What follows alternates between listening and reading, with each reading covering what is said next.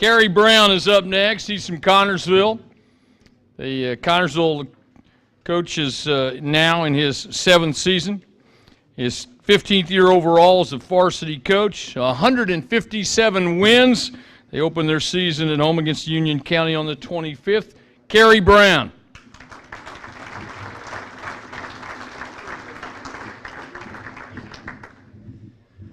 First of all, I wanted to apologize to everybody because when I found out about this event, I contacted Ace and asked him how to prepare, and he said, "I'll just throw 20 or 30 minutes together, and that'd be good enough," he said. But then I contacted Scott, and he gave me a format to follow, so I revised it, and it'll be a little bit shorter than that. I'm in my 7th year at Connersville High School. Love every minute of it. I get to go to work. It's not a job. I go to the bowl every day. One of the first things I noticed about our facility was there were no volleyball lines on our court. Nothing against volleyball, but in the fall, I didn't have to practice later, go in at 6 a.m. in the morning. So that was different. The other schools I'd been at, there were volleyball lines. So that was a little bit different, but it was also a nice thing to do. I'm in my 30th year of teaching and coaching. Been at Rushville for about 20 years, and then Edinburgh for 1 year, and 2 years at South Dearborn, and then this is, as I mentioned, my 7th year at Connersville. Coaching staff, I've been very fortunate, really everywhere I've been, and we spend so much time together. It's a good thing when you're like brothers, and I can honestly say the staffs that I've had in the 3 schools that I've been at, where I've coached, we're like that, and we spend a lot of time. My varsity assistants, J.D. Miller, I asked 2 people to come with me tonight, and both declined, so I had to come by myself. I don't know what that says, but no, they're in the gym at Open Gym tonight. The people I asked weren't coaches, but Chris Baumley's our JV coach. He's a Connersville graduate. JD's boy played for me for 2 years, then went on to Bethel and had an outstanding career, both as a student and as an athlete up there, was an NAI All-American, so we're very proud of him. Tim Howard is my freshman coach, and then a former player for me, Cody Smith, has come back as a volunteer. And then this year we've added an assistant, a young man named Zachary, who played at Cambridge City, but he also brings some college experience with him. He played at IU South Bend and IU Kokomo. And both of those young men are going to be teachers and coaches, and I just think it's great. You know, my biggest influence, other than my parents, obviously, were my teachers and my coaches, and that's why I do what I do. And hopefully in some small way I had an influence on Cody choosing that profession. Players that we lost from last year, we had a really good year, but we had 4 seniors, and 3 of them played a lot, and 1 of them didn't play at all. And, you know, he probably had the toughest role on our basketball team, yet when he could have been a distraction, he was the biggest cheerleader we had. That was Bryce Howard. And then we lose 2 all-conference players from last year. Andrew Stein was our point guard. What a leader for us. He came over every night from his junior and senior year after the game when we do stats. And I think that's one of the reasons we did have the success that we had, because we didn't have any Division I coaches, Division II coaches, NAI coaches coming into our gyms. But we had a young man that just goes to IU now, and he didn't miss a night. I had to send him home one night because it was school night, and I didn't want him out that late. But he would come over and help stat the game with us, and I thought that meant a lot in terms of he was hearing things. And, you know, he was our leader. And I think when you have good teams, you have good leadership, and, you know, the coaches aren't always around, so the message that he was delivering to the teammates was consistent with what the coaches thought was important. Another all-conference player we lose from last year's team was Ty Miller. Ty was our best shooter. Ty was a kid I didn't know if he would even play, Zach's younger brother. I didn't even know if he'd get to play in our program, but through dedication, you know, hard work, commitment, a great attitude, he ended up starting for us for 2 years and making a lot of three-pointers, so we were very proud of him. And then our 4th senior was our hard-nosed, our football player type kid, our 6'1" center last year, Micah Kelly, and we'll miss him as well. Returning players for us, We returned 2 starters. Tyler Billups is one of those. He'll be a senior. He'll be a 3-year starter. When I started out thinking about things to say about Tyler, I thought about the 35 charges he took last year. Yeah, 35. Talk about a kid that, you know, gives up his body for his team, and he'll be a 2-year captain and a 3-year starter for us. He was our leading scorer last year also. He averaged 9.5 points a game on a team that won 16 games. So we had a very unselfish team last year. And if we do anything this year that'll help us be successful, then hopefully our young kids understand about playing for one another and playing unselfishly and making the extra pass on offense. And if they do those things, if they figure that out from last year, then we'll be successful again this year. We have another senior. We only have 2 seniors, and that'd be Chandler Graves. He started a little bit last year due to some injuries on another young man, but he's probably our toughest competitor, and he's just a bulldog, and he really gets after you. And if you know anything about, you know, the types of kids that I like to coach, that's why there's a place for him in our program. And I see him being a starter this year. He's about 6 foot, and Tyler's about 6'2". We have a very talented junior, about 6'3". He'll be one of the tallest kids on our team. Grant Smith, he's kind of athletic and long arms. And he had a good summer, both playing for us and the summer stuff we do in June and on the AAU circuit. So we hope he'll step up this year. He did start last year as a sophomore for us.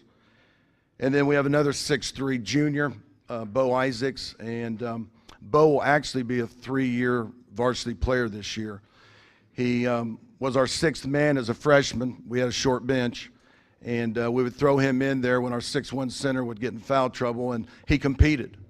And that's why he got those opportunities as a freshman. And then last year he started out as a starter for us, and he got hurt in the Rushville game, which I think was the 2nd game of the year. Knee injury, missed about 11 games, and just never came back. So we're hoping that, you know, we'll see some of those things that we thought he would give us last year. We think he can shoot the ball a little bit.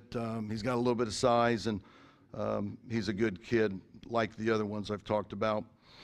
And then we returned one other player that lettered last year, played off the bench, played some JV, played some varsity as a freshman.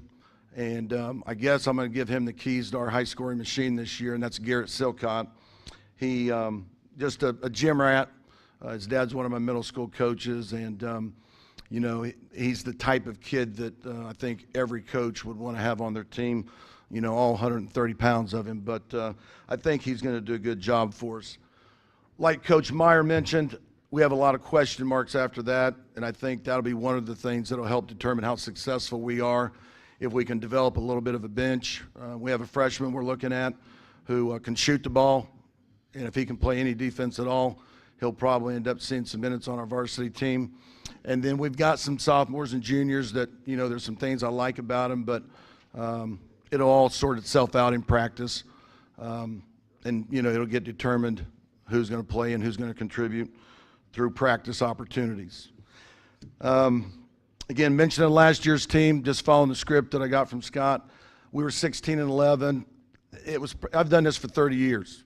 I can honestly say that last year's group was the most fun that I've had coaching in 30 years. And that speaks volumes about the group of kids that I had an opportunity to be around. So I hope 31 is as good as 30. We were co-champions of the IAC with Greensburg. So I thought our kids, you know, really did a great job in terms of where we finished last season. The coaches in this conference are outstanding, and I think the players in this conference are outstanding as well. So from that standpoint, we did a really good job. And then we were sectional runners-up. We lost to Richmond in the championship game. Don't know that we competed very well. We got one monkey off our back in the sectional. Not all of these were my losses, but we were 0-13 against Pendleton. They've had a pretty good program up there. And we beat them in the first round, beat Anderson in the second round, and then got beat by Richmond in the championship game, and they had a pretty good squad last year. They defeated Pike and Brownsburg in the regional, and then finally were defeated by Evansville Wrights in the semi-state. So a little bit to recap last season. Key games on our schedule this year. Probably the neatest game on our schedule is opening night in the bowl. We've got a new floor. We just got on it last week over fall break. They started renovating it in June. You know, obviously construction, there's no construction people in here, but we were told we'd have it in September, and, you know, we got it. The girls started practice in the middle school gym.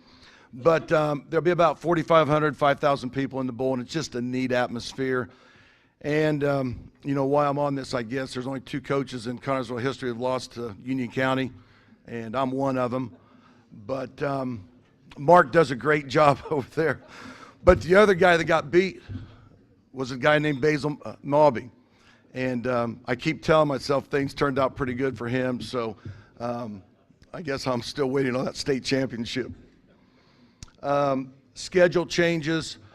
Well, let me not skip over big games on our schedule other than Union County because of just the atmosphere. Every conference game is a big game for us. Again, I mentioned the outstanding coaching, the players in our conference, but that'll be one of our goals this year. And then I really feel like we have a chance, as much as any, and again, I've been there 7 years, to win a sectional this year. We got close last year. We got over one of those hurdles, beating Pendleton.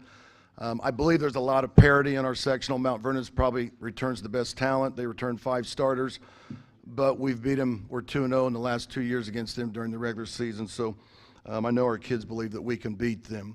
And then Newcastle, Greenfield, Richmond, ourselves. I just see that it's going to be it's going to be a dogfight for this sectional, and there seems to be a lot of parity there. In terms of schedule changes, our schedule remains the same. I think we play a very competitive schedule. We will play in the Bob Weddick tournament again this year. The only schedule change would be there. You don't know who you're going to play, at least not right now. And then you have to prepare for 15 other teams, depending on if you go to the winners or the losers bracket. As Diz mentioned earlier, it is a meat grinder. But I think the positives outweigh the negatives. Obviously, the kids like it. They get to play 4 games in 3 days, and they don't have to practice. And if it is, it's just a walkthrough, or it's just a scouting report or some video on the opponent. But you have an opportunity to play 2 games in a day, which is what the regional format is. And then from a coaching standpoint, just the preparation, the short turnarounds. I think there's a lot of good things that can be taken away from it. Special games for us on our schedule this year. We always play Franklin County in the Cure for Cancer game, which is one of the last games of the season for us in February, and it's obviously for a good cause. Predictions for the upcoming season, I'd like to think that we could compete for a conference championship. Be difficult. Again, as mentioned, I can't say enough, I have a lot of respect for the coaches in our conference and the ability of the players. And then we think, again, we have as good a chance as any in the 7 years that I've been at Connersville to maybe sneak a sectional title out. I was talking with Coach Lovell beforehand, and he wanted to know what was different. And what's different in class basketball is now, when you're at Connersville, you're playing Richmond and Newcastle and people like that in the sectional, and it used to be you would run into those types of teams in the regional or the semi-state round. So it's different. I'm not complaining. As I told Coach Lovell, that's what it is. And, you just, the hand that's dealt you, you do the best you can with it. I really believe things that will make or break our season, and I've got a good group of kids. We need to develop some depth. And then just in the preseason, I probably see some, I don't know if selfishness is the right word, or kids maybe think that they're better than they are right now, or they lose focus and they don't think they have to work and make those sacrifices. They think they maybe have already arrived. So we've had that conversation with them already, and it's, October, just in watching them in preseason workouts. Because at a school like where we're at and the people that we have to play and the people we have to beat, if you're nonchalant about your approach and you're not disciplined, you don't have a positive attitude, and you don't put forth great effort, it's going to be tough for us to be successful. So that team chemistry, developing that team chemistry and developing our bench, I think will go a long way in determining whether we have a good season this year or not. And I've ran out of comments on my cards. So Ace, I guess I'm finished. But thank you for the opportunity to be here and speak about Connersville Spartan basketball. Thank you.